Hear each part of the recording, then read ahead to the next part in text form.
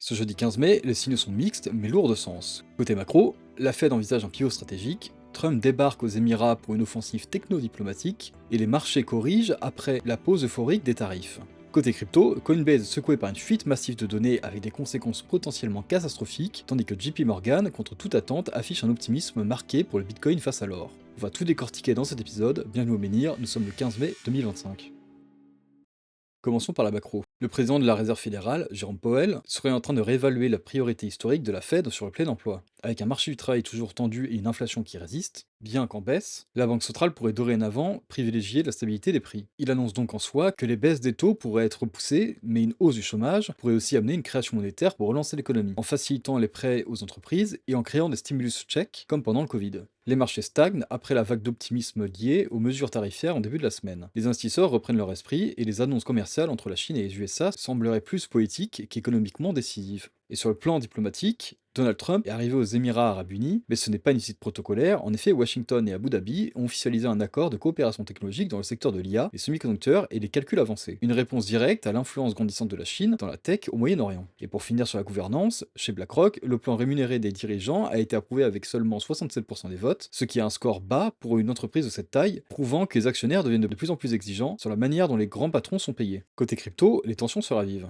Coinbase a révélé une fuite de données massive de clients avec des coûts qui pourraient grimper entre 180 et 400 millions de dollars. Ce n'est pas une simple faille technique. En effet, les acteurs malveillants ont eu accès à des données sensibles de KYC, à savoir les adresses, les numéros de téléphone, les emails et les pièces d'identité officielles et d'autres informations liées au compte utilisateur. Ils auraient ensuite utilisé ces données pour mener une campagne massive d'ingénierie sociale, trompant ainsi les clients Coinbase avec un niveau de précision inquiétant. Pour réagir, la plateforme a lancé une prime exceptionnelle de 20 millions de dollars pour toute aide permettant de retrouver les responsables. C'est une des plus grosses primes jamais vues dans l'écosystème crypto, un signal très clair donc de la gravité de l'incident. Donc attention à ceux qui sont chez Coinbase, vérifiez bien les mails que vous allez recevoir car ils pourraient être des scams. Cependant, tout n'est pas sombre. En effet, JP Morgan affiche un optimisme inattendu. Dans un nouveau rapport, la banque estime que le Bitcoin pourrait surpasser l'or au second semestre grâce à des solides flux d'ETF et des indicateurs on-chain plus stables. Un changement de ton majeur pour une institution historiquement sceptique. Et côté marché, le Bitcoin reste en consolidation avec un peu de volatilité, mais entre signaux fondamentaux positifs et regain d'intérêt institutionnel, on pourrait bien être à l'aube d'un nouveau mouvement significatif. Et côté app, nous avons un RSI moyen de l'app en baisse à 57, ce qui est positif pour une reprise du mouvement haussier. Pour les paires en surchauffe, nous avons encore Ethereum et Tron, et comme annoncé depuis quelques jours, ces hausses de RSI ont entraîné un pullback pour que le marché se restabilise. Bitcoin lui est à 103 000 dollars avec un RSI à 67 et des volumes en baisse. Et côté indicateur, si on regarde la map des liquidités, Bitcoin a été chercher une grande partie des liquidités des longues présents au sud et se voit maintenant repropulsé vers le nord avec comme target les 105 000 dollars.